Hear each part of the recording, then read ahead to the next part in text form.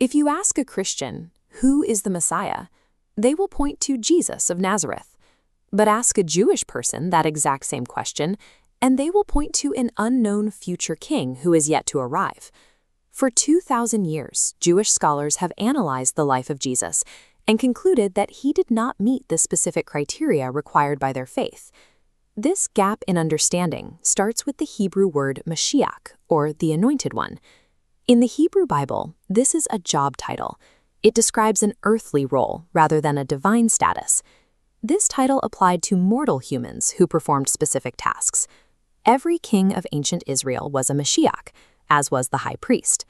In the book of Isaiah, God even gives this title to Cyrus the Great, a non-Jewish Persian king, because Cyrus helped the Jewish people return to their land. To the Jewish community, the Messiah is an anointed human being who achieves physical, worldly peace. To evaluate any candidate, they look at a specific earthly job description. The prophets Isaiah, Ezekiel, and Zechariah established a mandatory roadmap for this role. If a candidate leaves these tasks unfinished, they do not qualify as the Messiah. The first requirement is the ingathering of the exiles. The Messiah must bring every scattered Jewish person back to the land of Israel. However, history shows that during and after the life of Jesus, the Jewish people were dispersed even further across the globe. The second requirement is the permanent rebuilding of the Holy Temple in Jerusalem. Instead, 40 years after Jesus lived, the Roman Empire destroyed the Second Temple. This site has remained without a Jewish temple for nearly 2,000 years.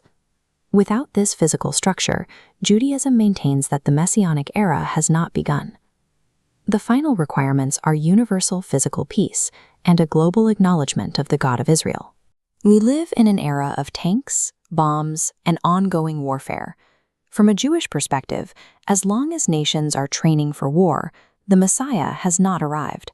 A candidate who leaves the temple unbuilt and the world at war fails to meet the basic requirements of the office. To explain these unfulfilled prophecies, Christians point to a second coming, where Jesus will eventually finish the list. This creates a theological barrier. The Hebrew Bible contains no precedent for a Messiah who fails his mission, dies, and returns thousands of years later to try again. In Judaism, you have one life to complete the work. There is also a legal problem regarding lineage. The Messiah must be a biological descendant of King David. According to Numbers, the right to the throne passes exclusively through the biological father. The doctrine of the virgin birth presents a legal problem. Because Jewish law does not recognize adoption for tribal lineage, a candidate without a biological father cannot claim the throne. Finally, Judaism teaches that the law of Moses is eternal and unchanging. Even if a person performs miracles, they are considered a false prophet if they tell their followers to stop following the Sabbath or dietary laws. In this legal system, miracles like walking on water carry no weight. Completion of the prophecies and obedience to the law are the only valid proofs.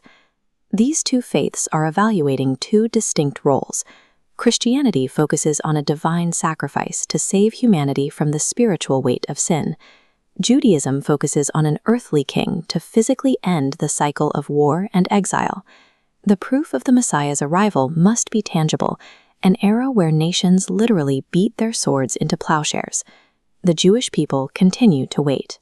For them, the Messiah cannot be a figure from the past while the temple remains unbuilt and the world is still at war.